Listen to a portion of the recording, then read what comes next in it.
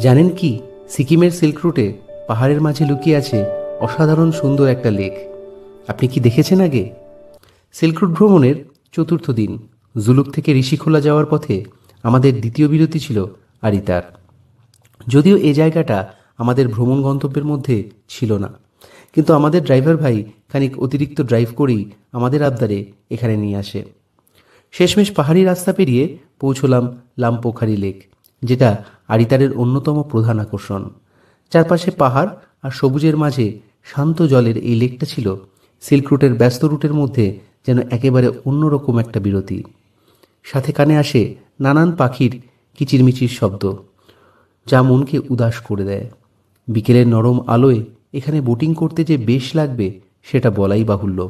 কিন্তু আমাদের যে ঋষিখোলা পৌঁছে লাঞ্চ করার কথা, তাই কিছুক্ষণ এখানে সময় কাটিয়ে একটু ফটোশ্যুট সেরে আবার রওনা দিলাম ঋষিখোলার পথে।